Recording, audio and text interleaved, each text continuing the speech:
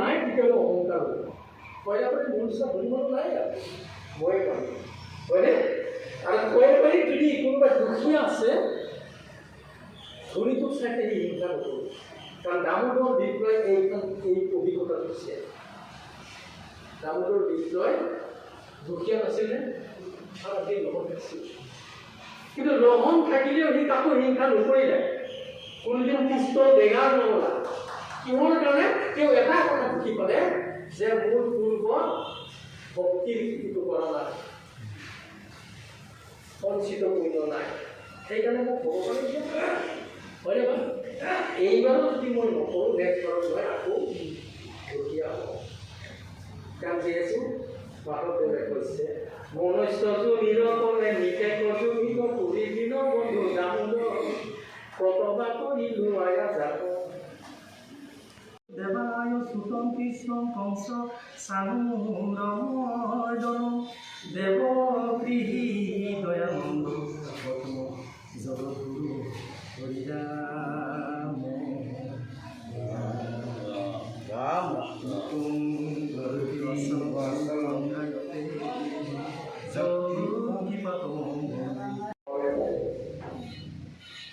উদাহৰণ দ্ৰোণাচাৰ্য এজন শিক্ষক,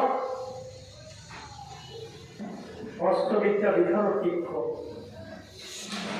তেওঁ যিমান সম্ভৱ ব্যক্তি নহওক নিজৰ দ্বাৰা অস্বস্থমা এই বিষয়টো দিব নোৱাৰিলে হয়নে? অস্বস্থমা এজন শিক্ষকৰ নাম নহয় জানো? নিষ্পুত্ৰ, যাৰ কাৰণে অস্বস্থমাৰ সংগটো হ'ল দূৰত্বৰ হ'ল।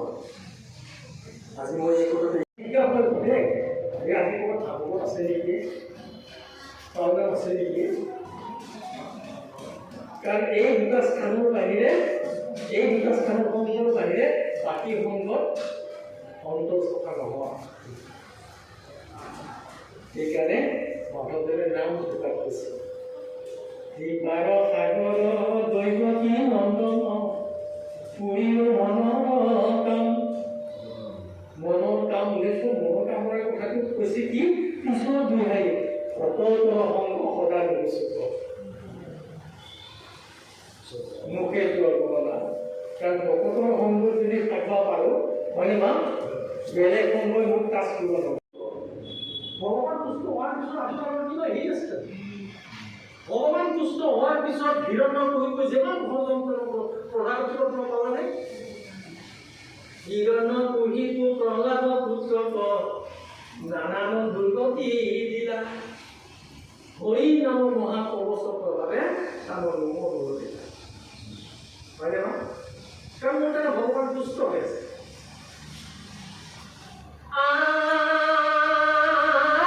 যত কিছু মনোৰথ প্ৰজাৰণী লয় গুৱে অনুদিনে কবে সন্তোষ দেশৰ প্ৰজা হৈ পেলাই যদি প্ৰজা সন্তুষ্ট হ'ব আছে হয়নে? প্ৰজাই সদায় চাপত দিব নিৰ্বুজান। ঠিক তেনেকৈ যদি আমিও সেই পত্ৰখনৰ গোটেইবিলাকে যদি ভাল কাম কৰিছোঁ ৰাইজে বেয়া পাব জানো? নাপাব। সেইটোৱে বেছি যত কিছু মনোৰথ প্ৰজাৰণী লয়। গোটেই খৈৰাবাৰী সমাজখনৰ যদি ল'ৰাটো ডাক্তৰ বনায় হয়নে? তাক চাইন্সটো দিবাই লাগিব, সি লাইনটোৱে বেলেগ হয়নে বাৰু?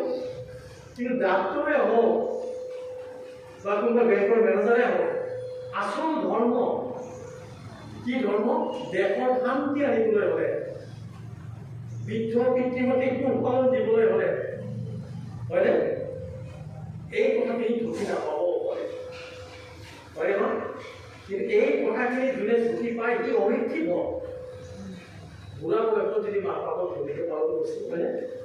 সি বিশেষকৈ নিৰ্ভৰ আৰু সেইখিনি জ্ঞান পাবলৈ হ'লে এই গুৰুত্ব লাগে নাগিবলৈ আৰু বাকীখিনি অহংকাৰ কৰি গৈছে। আৰু মহাধৰ্মৰ ৰূপত দেশৰ অনিদানে মোক যে জন্মাইছিল ৰজা হিচাপে নিদানে মানে কাৰণ আৰু এটা কাৰণ আছে। হয়তো বৃক্ষ হৈ আছে 10 বছৰ যেনেকৈ তেজৰ তাৰিখত অহা যোৱা হৈ যাব লাগে। কোনোবাই গছ উচি যদিও ফল এটা দিছিল, এটা আমটো দিছিল। কোনোবাই কঁঠাল গাছ হৈছে কঁঠালটো এটা দিছে জনসাধাৰণ নুকুলে জানো কোনোবাই আম কঁঠাল দিব পৰা নাই টকা বাটামটো হৈছে